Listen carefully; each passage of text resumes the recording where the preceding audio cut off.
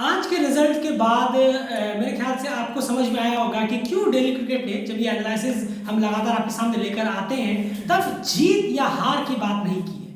कभी हमने ये नहीं कहा कि चलिए आज मैच जीते हैं, बहुत अच्छा है, इतने इतने कम में रोक लिया। फिर हमने बॉलिंग डिपार्टमेंट की बात नहीं की या फिर इस मैच का रिजल्ट क्या हुआ उसकी बात नहीं की। और अब आपको उसका रियल रीजन समझ में आया होगा। जी हाँ, क्योंकि टीम जो सामने होती है ना वो बहुत इम्पैक्ट रखती है कि आप किस टीम के खिलाफ खेल रहे हैं, किस तरह के ओपोनेंट्स के खिलाफ खेल रहे हैं और किस तरह की कंडीशंस में आप किस तरह की सिचुएशंस में आपको डाला गया है तब आप उस चीज में खेल रहे हैं। जैसे ही सिचुएशन खराब हुई, जी हाँ, एक वक्त था जब आप बहुत अच्छा कर रहे थे, 74 पे 1 विकेट था, लेकिन जैसे ही एक कंडीशन खराब हुई और आपका टेस्ट हुआ मिडिल ऑर्डर का जो कि यूएई के खिलाफ भी क्वालिफायर्स में हुआ था और वहां भी फेल हुए और यहाँ पर भी आज पूरी तरह से फेल होती हुई नजर आई। और सबसे बड़ी बात, कॉन्ग्रेचुलेशंस विवेक कुमार यादव और भीम शार्की कि आपको ये पूरा जो प्रैक्टिस मैच का दौरा था ये ऐसे का ऐसे ही निकल गया।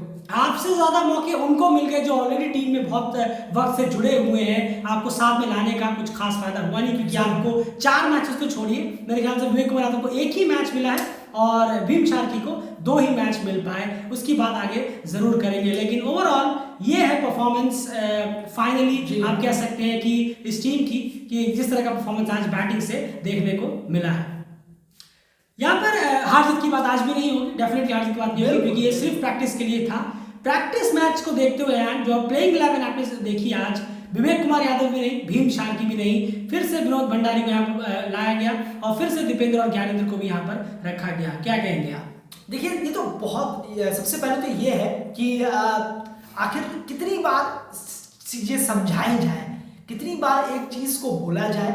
ये चीज अब हम भी देख रहे हैं, आप भी देख रहे हैं, सबको दिख रहा है। ऐसा नहीं है कि ये कोई बर्मुडा ट्रायंगल है जो सॉल्व ही नहीं होगा। भैया कुछ क्या पता क्या है, ये कुछ समझ से परे है। बर्मुडा ट्रायंगल से ज्यादा खतरनाक क्वेश्चन ये है कि विनोद भंडारी को किस बेसिस पे टीम में लिया गया है प्रैक्टिस मैचेस में बार बार। देखिए, कहीं ना कहीं अगर जो डेली क्रिकेट रहता है, बोल्ड रहता है हमेशा, कहीं ना कहीं अगर वो रहे तो फिर कहीं ना कहीं भैया आप लोग का बहुत अच्छा सेटअप हो गया है टीम में, जो आप लोग बाहर बैठना नहीं चाहते हैं, टीम वाले भी बाहर बैठाना नहीं चाहते। बहुत अच्छा बॉन्डिंग हो गया है टीम में, कोच का, कप्तान का और 2-3 सीनियर प्लेयर का कि यार हमें बाहर मत करना, हमें ये मत करना, टीम को हम कर देंगे, हम परफॉर्म कर देंगे, बस यारी दोस्ती और भाईचारा निभाना है टीम में। ये माहौल कहीं ना कहीं कुछ प्लेयरों के साथ अभी बना हुआ है।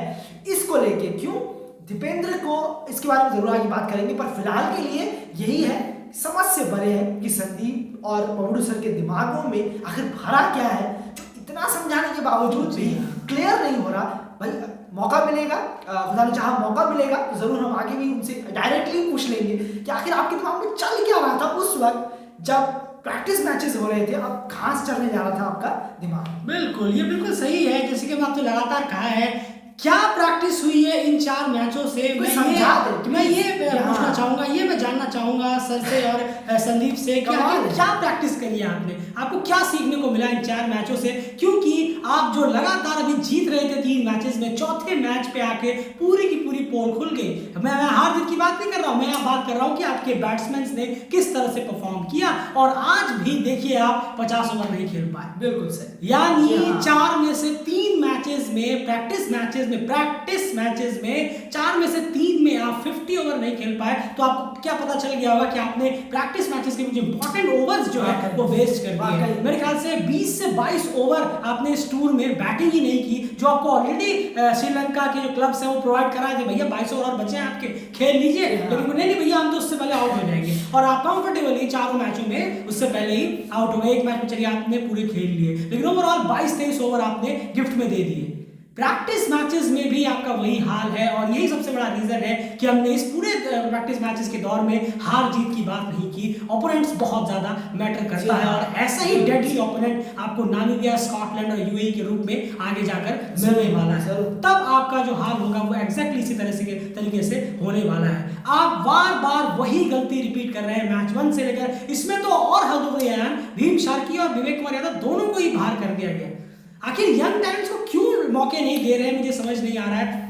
और एक चीज और है, यहाँ पर ज्ञानेंद्र मल्ला की जो आज इनिंग रही है 42 या 46 के आसपास की इनकी रही है। बस इन्हीं वजहों की वजह से हम उन्हें लगातार अपनी टीम में जो रखे रहते हैं।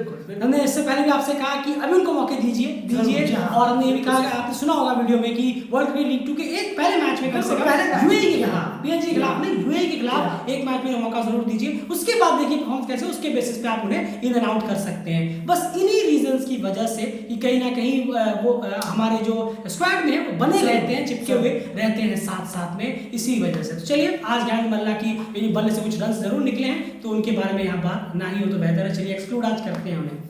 ओवरऑल मैं टीम की बात करूं यान, अब यहाँ पर आपके सामने लिस्ट भी हो गया है कि बैट्समैन का जो परफॉर्मेंस रहा है उसके बेस पर आप क्या कहेंगे यहाँ पर किस तरह की परफॉर्मेंस देखने को मिली है और किसकी परफॉर्मेंस खराब देखकर आप ज्यादा शॉक हो रहे हैं। विनोद भंडारी को एक्सक्लूड कर दीजिएगा, वो यूनिवर्स से बाहर है। बिल्कुल वो तो खैर आउट ऑफ द यूनिवर्स है, मुझे ये समझ में नहीं आता कि वो कहाँ रहते हैं, किस मूड में रहते हैं, ये थोड़ा समझना मुश्किल है। सॉरी कहीं ना कहीं, तो उनके बारे में हम थोड़ा बाद में देखेंगे कहीं ना कहीं बात करके। पर कहीं ना कहीं ये था कि आरिफ शेख को भी आप ड्रॉप कर सकते थे। आरिफ शेख को आपने मौके दिए हैं, उन्होंने रन मारे हैं, काफ़ी अच्छे प्लेयर हैं, उनको जताने की जरूरत नहीं है कि मुझे बार बार रन मारने हैं, अच्छे हैं, वो नीचे आके रन चल सकते हैं। यहाँ पर कुछ चेंजिंग हो सकती थी जो होनी चाहिए थी, जैसे कि रोहित पुड़ैल ने पिछले मैच में रन मारे थे, इस मैच में हटाकर आप विवेक कुमार को यहाँ ला सकते थे, भीम सार्की को ला सकते थे। तो इस तरीके की चीजें होती हैं कहीं ना कहीं। दीपेंद्र सिंह ऐरी को पहला मैच या तो ये वाला मैच खिलाना चाहिए था या पहला मैच खिलाना चाहिए था। उसके बाद 2 मैचेस के लिए नहीं, 3 मैचेस के लिए उनको बाहर कर देना चाहिए था।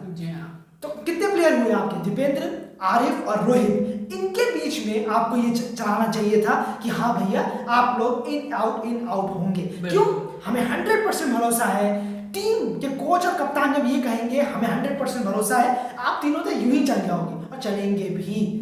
हम भी कह रहे हैं वर्ल्ड क्रिकेट लीग 2 में रोहित पुड़ैल और दीपेंद्र सिंह ऐरी खूब अच्छे रन बनाएंगे, ये जरूर होगा, बिल्कुल जरूर होगा। और यही सबसे बड़ी गलती है यहाँ पर, ज्ञान मल्ला को आप इंक्लूड करिए, इन चारों को लेकर आप कुछ अच्छे फैसले ले सकते थे ताकि बाकी यंग प्लेयर्स को यहाँ पर मौका मिल सके। इतने बढ़िया 4 मैचेस की सीरीज थी और विवेक कुमार यादव ऐसे ही खाली हाथ रह गए, शायद एक ही मैच उन्हें मिला और बस काम खत्म हो। बिल्कुल। देखिए एक छोटी सी चीज बोलूंगा, अभी ज्ञानेंद्र मल्ला की बात उठी, आपने अभी उठाई, ठीक है, ज्ञानेंद्र मल्ला को 4 नहीं, अभी मौके दिया। हमारा जो कहना था पिछले एनालिसिस में भी कि हाँ पहले मैच में यूएई के खिलाफ जो मैच होगा कहीं ना कहीं वहां तक उनको मौका दीजिए, हक है उनका, मौका दीजिए। उसके बाद होगा जो होगा उनके साथ वो होगा। पर दीपेंद्र सिंह ऐरी, आरिफ और रोहित पुड़ैल, इन तीनों को इन आउट कर आप भीम सार्की, पवन शराफ और विवेक कुमार यादव को मौके दे सकते थे, जो उन्हें मौके नहीं मिले हैं। फिर वही घटिया कहीं ना कहीं कैप्टनसी, कहीं ना कहीं और शॉबुलू सर की जो थिंकिंग है वो भी यहाँ काम नहीं आई है। पता नहीं वर्ल्ड क्रिकेट लीग 2 में आगे जाकर, खाली इस सीरीज में नहीं, आगे जाकर भी क्या थिंकिंग होगी मालूम नहीं है। बिल्कुल, क्योंकि आप देखिए आपने 3 मैचेस में जिस तरह का परफॉर्मेंस किया, जिस तरह चीजें हुई ना, आप पूरे ओवर खेल पाए, आप 4 में से 3 मैचों में पूरे ओवर नहीं खेल पाए। ये सारी चीजें सोचने वाली बात है। जितने हमारे व्यूअर्स हैं वो इस चीज पे गौर करिए, क्योंकि ये कहते नहीं है कि पॉजिटिव देखना चाहिए, पॉजिटिव देखना चाहिए। ये स्पोर्ट्स है, क्रिकेट है, यहाँ पर आपको अपनी खामियों पर भी गौर करना होगा, तभी आप बेटर होंगे। और वही चीजें मैं लेकर आ रहे हैं। हम ये नहीं कहेंगे कि अरे वाह इसने इतनी अच्छी बॉलिंग कराती, इसने 10 विकेट ले लिए या ये टीम जीत गई, क्योंकि प्रैक्टिस मैचेस के हमारे एनालिसिस और परफॉर्मेंस ये सब लाने का मतलब ही ये था कि आपको बताएं कि टीम क्या सही रास्ते पर जा रही है या फिर नहीं जा रही है, फिर क्या ठीक करने की जरूरत है। लेकिन सबसे पहले प्लेयर्स को जो खिलाने का सिलेक्शन तरीका था वो पूरी तरह से गलत हुआ है, पूरा फ्लॉप हुआ है। प्रोड्यूसर और संदीप सर के बीच में जो भी तालमेल रहा हो वो जाने, लेकिन जो भी उन्होंने प्लेयर्स का रोटेशन किया है वो डिजास्टर रहा है। इसमें डिजास्टर की रेटिंग देंगे तो उसमें कोई गलती नहीं होगी। और उसके पीछे सबसे बड़ा रीजन है इन 4 मैचों से नेपाल क्रिकेट टीम ने क्या सीखा है प्रैक्टिस के तौर पर, वो जरा कोई बताने की कोशिश करे तो बहुत शुक्रगुजार होगा डेली क्रिकेट उनका। उसके बाद सेकंड अगर चीज की मैं बात करूं यार, बैटिंग ऑर्डर को भी आपने ओपनिंग पे एक बार छेड़ दिया। आज कुशल गुरतेल आसिफ से ओपनिंग में आए, चलो ठीक है, लेकिन बीच में आपने एक बार छेड़ दिया। उनको लगातार खिलाना था, चलिए आपने एक बार गलती कर दी, उसके बाद आपने वापसी करी। उसके बाद अगर बात करूं जो बैटिंग में है, विनोद भंडारी की जगह हो, ज्ञानेंद्र मल्ला की जगह हो, दीपेंद्र सिंह ऐरी की जगह हो, इन प्लेयर्स को हमने कहा था कि जो सबसे लास्ट वाला मैच है वो बहुत इंटरेस्टिंग लग रहा है। हमने कहा था, हमने शुरू में ही कहा था। तो बिल्कुल अपनी सीनियर टीम को जो आपको प्लेइंग 11 रखनी है रियल की, वो आप इस मैच में खिला सकते थे। बाकी 3 मैचेस में भर के यंगस्टर्स को मौका दे सकते थे। नहीं, बिल्कुल सही कहा आपने। देखिए अब कहीं ना कहीं सोमपाल कामी को भी अब मौका मिला जाके, और करण केसी को भी मौके मिले थे, बॉलिंग उन्होंने कराई, बैटिंग भी की उन्होंने कहीं ना कहीं। पर ये है कि सबसे बड़ी बात है कि भाई बैटिंग ऑर्डर जो है हमारा, इसके बारे में मुझे भी ये थोड़ा समझ से परे है कहीं ना कहीं। 1 2 3 या हमें दिख रहा है, वो हमें डेली क्रिकेट को ही मालूम है कि 1 2 3 भैया कौन आएगा। वो शायद आप लोगों में से भी बहुतों को मालूम होगा कि 1 2 3 हम किसे देख रहे हैं। पर 4 5 6 और 7 हमें पता नहीं है। जी हाँ, बहुत इंपॉर्टेंट होगा 4 5 6 और 7 का जो गेम होगा इस वर्ल्ड क्रिकेट लीग 2 में, उसके लिए कहीं ना कहीं तैयारी हुई ही नहीं है। 1 2 3 तो आना जाना, 1 2 3 की भी नहीं हुई है।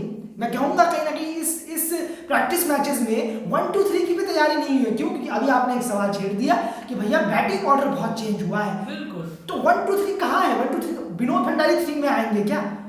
ऐसा हम डेली क्रिकेट तो ऐसा लगता नहीं है कि वो 3 में आएंगे। बाकी तो डेली क्रिकेट बताएगा ही कि वो कहाँ आएंगे कहाँ नहीं आएंगे।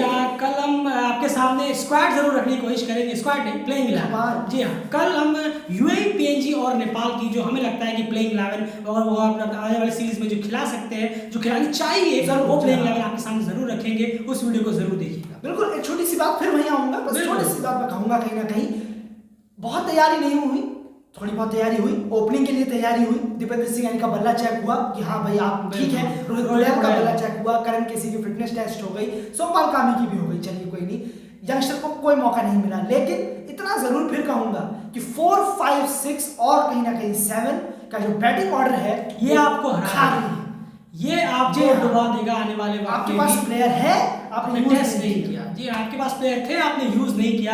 आपने जब आप कहते रहते हैं कि यंग प्लेयर्स को मौका देना है, उनको अब तैयार करना है, तो कब तैयार करेंगे? उनको शादी में तैयार नहीं करना, उनको मैचेस के लिए तैयार करना है, उनको आपको वर्ल्ड कप के लिए तैयार करना है, उनको आपको आने वाले बड़े बड़े प्लेटफॉर्म्स के लिए तैयार करना है। ये सबसे बड़ी दिक्कत हुई है इस पूरे प्रैक्टिस मैचेस में, यूटिलाइज नहीं हुआ। सबसे बड़ी बात है, बहुत लोग ये कह सकते हैं कि शुरू की जो 2-3 मैचेस थे वो बहुत कमजोर टीम के खिलाफ थे, तो आप तो फिर आप नहीं, उसका भी आंसर है। तो फिर आप कमजोर, तो फिर आप ये मान लीजिए कि आपकी टीम उससे भी कमजोर है, क्योंकि उस कमजोर टीम के खिलाफ भी आप 50 ओवर बैटिंग नहीं कर पाए। ये आपने बहुत खूब कहा। जी हाँ, शुरू के 2 मैचेस में उन कमजोर टीम के खिलाफ भी आपसे 50 ओवर बैटिंग नहीं हुई, तो फिर इसके अलावा क्या हो सकता है कि यूएई, नामीबिया और स्कॉटलैंड इस टीम का क्या हाल करेंगे, और शायद इसी के साथ उनका सपना भी तोड़ देंगे, क्योंकि आपकी इंपॉर्टेंट सीरीज जो है वो इनसे आगे होने वाली है। ये सोचने वाली बात है।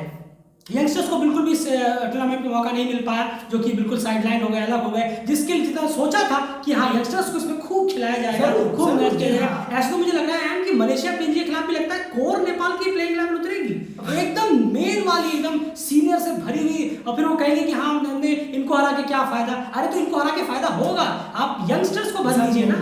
बिल्कुल सही। मैं तो अभी भी रिकमेंड करूंगा आप कुशल भुर्तल, आसिफ शेख और संदीप लामिछाने के अलावा पूरी की पूरी टीम चेंज कर दीजिए मलेशिया और पीएनजी के खिलाफ। किसी भी एक को रखने की जरूरत नहीं है, किसी को भी नहीं। कमल हरी को चलिए रख लीजिए, उसके अलावा किसी को भी टीम में रखने की जरूरत नहीं है। आप पूरे यंग प्लेयर्स को दीजिए, मौका दीजिए। चलिए आप करके दिखाइए इस सीरीज को, हमें जीत कर दिखाइए, हमारे ही होगा। बेहतरीन तरीका, क्या शानदार तरीका होगा, क्या रिस्पॉन्सिबिलिटी उनके कंधे पे आएगी, और फिर वो परफॉर्मेंस उनसे निकल जाएगा। और अगर वो हारते भी हैं तो कम से कम समझेंगे जीत के भी क्या हो जाएगा। मलेशिया पीएनजी को हरा के जीत के क्या होगा वो आपको ही पता है, और उनसे हार भी गए तो कोई इतनी बड़ी बात नहीं होगी, क्योंकि आपकी वो मेन टीम नहीं थी। आपने उन्हें मौके तो दिए कम से कम उन प्लेयर्स को, लेकिन मुझे लगता नहीं है कि ये होने वाला है।